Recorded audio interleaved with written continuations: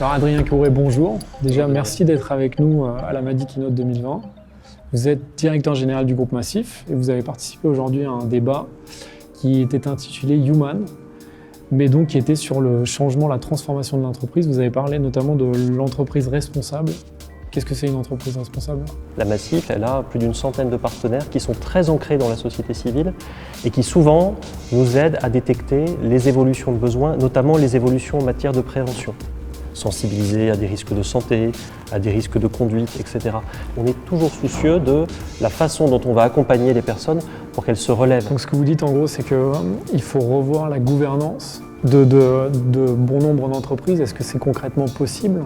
Je pense qu'il y a deux grandes voies possibles. La première qui consiste à accompagner les conseils d'administration de sociétés traditionnelles, de comités qui surveillent que l'objet social de l'entreprise, que sa vocation plus large est bien respectée.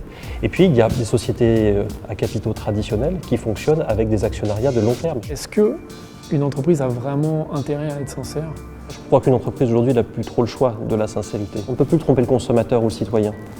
Il est hyper informé, il vérifie énormément l'ensemble de ses informations et je dirais même qu'il est parfois dans la crainte d'être déçu. Moi, je crois que les marques n'ont plus le choix. Et est-ce qu'on peut s'inspirer de ce que font les startups en termes de, en tout cas, peut-être pas d'organisation, mais de pratique ? Est-ce qu'il y a des choses à aller chercher ? Il y a 60 ans, la Massif s'est créée presque dans un garage à Niort.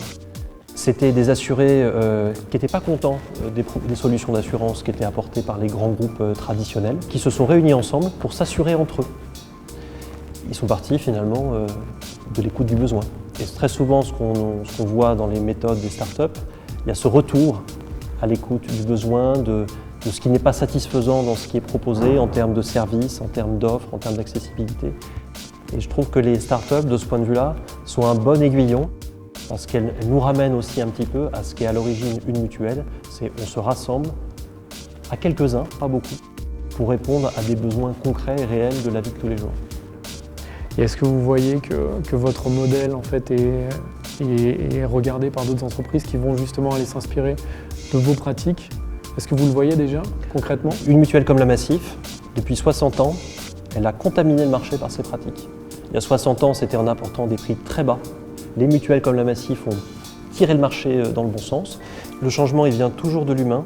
Quand on dit l'humain, c'est des humains qui travaillent entre eux, qui coopèrent. Et on est aussi un modèle d'entreprise collaborative. Nous avons posé la question, nous avons mobilisé les 15 000 parties prenantes du groupe, les 10 000 salariés, les 1 500 délégués de sociétaires, 2 000 sociétaires, des partenaires qui ont contribué et à un très très bon niveau puisque sur ces 15 000 personnes qu'on a sollicitées, on a eu 4 500 en retour, ce qui est absolument exceptionnel.